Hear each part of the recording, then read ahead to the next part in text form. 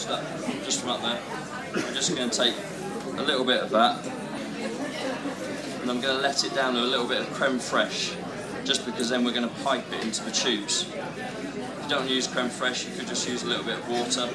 It's just to sort of slacken it down a little bit. So would you get that to room temperature first before using it? Just been out of the fridge, makes it much easier to whisk up. And then creme fraiche, you want about sort of 30% creme fraiche in there, and then a little bit of seasoning.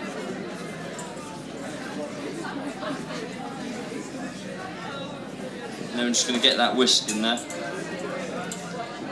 Just because we've had that room temperature, it will break down quite quickly. What sort of consistency are you looking for? You just really want to be able to pipe it, so as long as you can get it in the piping bag, you don't want to kind of mask the flavour of the goat's cheese too much. So you could also use like some of the nice brittles with milk in there as well, just to thin it down. Just something that's not going to detract too much from the flavour.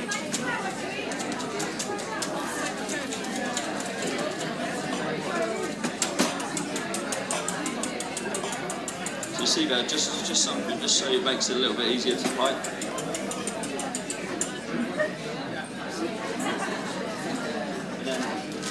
These things are brilliant, disposable piping bags, not harbouring lots of bacteria in the cupboards. And then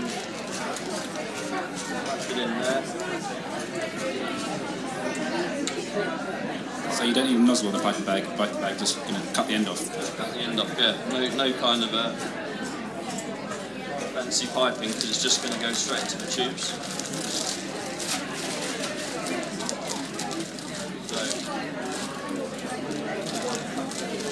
Go.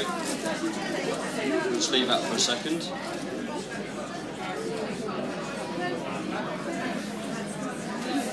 Okay, now we're just going to plate this up. We're just going to get a nice little selection of these.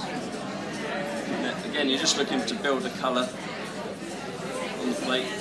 So these are the tiger ones. Yeah, they're red tiger. The other one's called orange star. That one's there is called the giant yellow. And the pink ones are Monte Rosa. So they come from different seed houses kind of all over the world. The pink one comes from a seed house in Japan, whereas the yellow one comes from South America.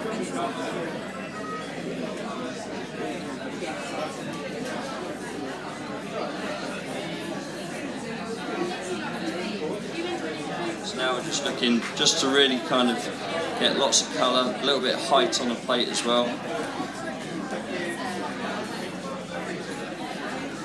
How's that juice? Yeah, it's coming, slowly. You can see how it starts to go sort of quite. It's got a great colour.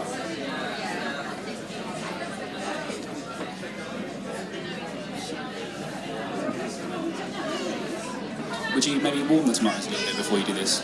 Like room temperature rather than sort of... Yeah, the biggest thing with these tomatoes, don't put them in the fridge. The moment they go in the fridge, all the flavour just disappears, so if you can avoid it, that's the best thing about it. They last longer as well.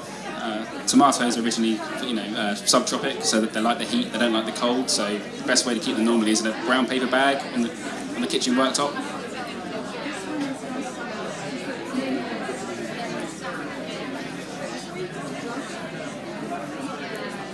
That's probably enough. Take that away now. So you could leave this hanging overnight, and then you'll get even more juice out of that.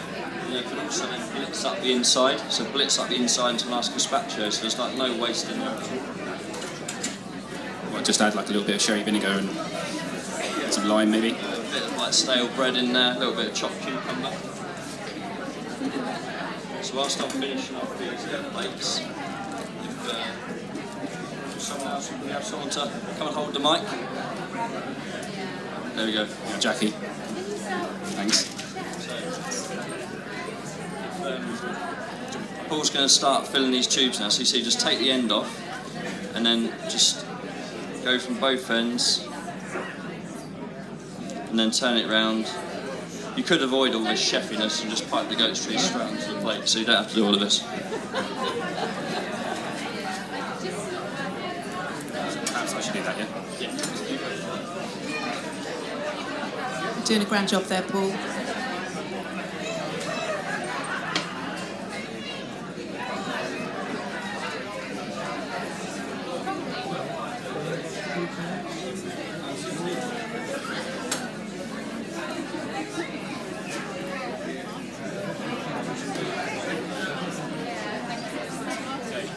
So, nice little colour of all the tomatoes. Next thing to do, on all nice little seasoned. So again, I'm just going to go a little salt, little pepper, and then just some of the oil of white again, and that will sort of mix all the seasoning nicely through, ready for us putting the goat's cheese on the top.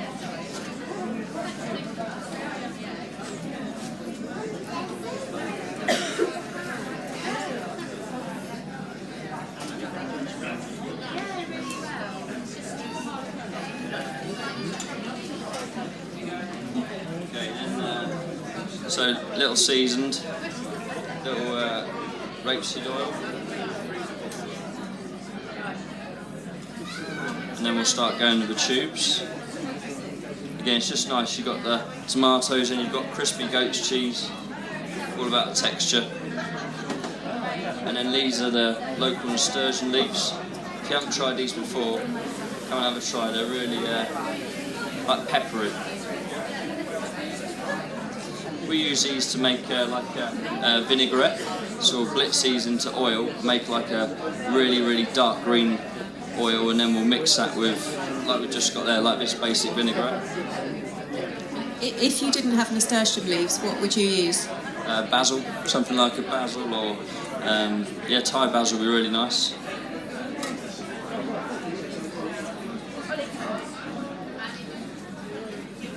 Paul's falling behind a bit with the piping of the goat's cheese. Keep up, Paul, please.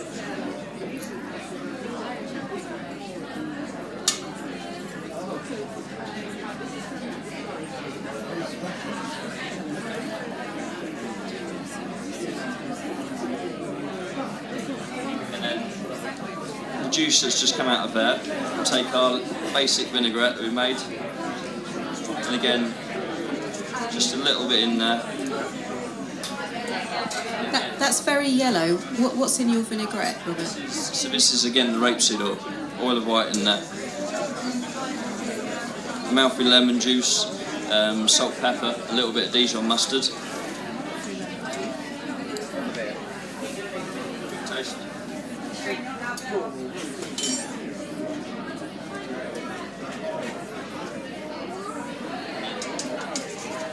Just with a dressing. Good, really good bit on there. You don't need to be shy of it.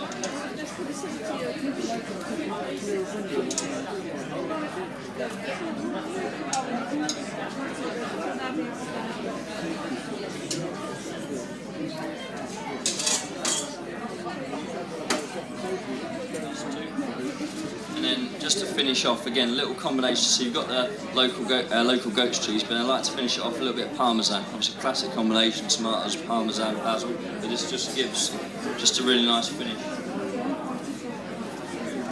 If you haven't got one of these, we've got a little posh microplane.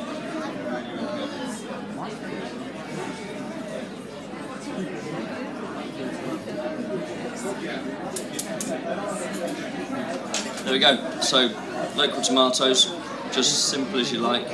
Really nice goat's cheese, crispy pastry, shiso cress, and local nasturtium leaves.